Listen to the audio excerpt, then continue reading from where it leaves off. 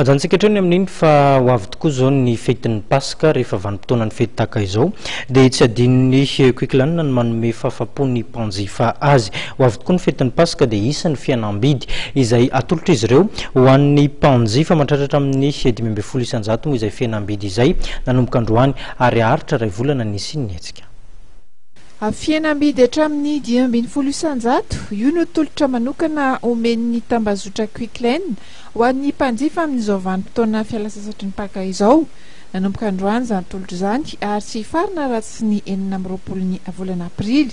Amin'ity week-end de Pâques ity zany dia nanolotra offre exceptionnel ny Quicklane ho an'ny mpanjifa rehetra.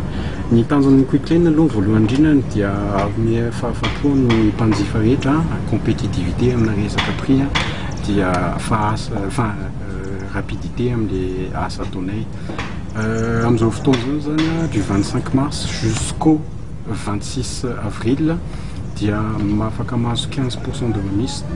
15% de remise zany ny olona izay manana tômôbila izay te hividy batterie, pneumatique sy pack vidange.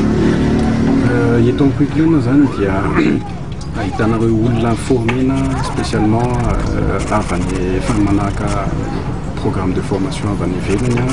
Ny équipement ampiasainay zany dia équipement professionnel de marque daholo dia manahak'izay koa ny toerana izay misy anay anankitelo eto amin'ny Jumbo Kondrano, ery amin'ny Diga, Scordic dia ery Andohany fotsy. Nisokatra ny volana febroary 2024 ny tambazotra Quicklane eto amintsika mba hanomezana fahafaham-po mpanjifa amin'ny alalan'ny fahaiza-manao an'ireo mpiasa ao aminy sy ny hafainganan'ny fomba fiasa. Ireo izay miasa ao anivon'ny Quicklane moa dia manaraka fiofanana manokana manaraka ny fenitra iraisam-pirenena amin'ny fiofanana izay ahafahan'izy ireo ihany koa mandalina bebe koa ireo vokatra sy tolotra isan-karazany.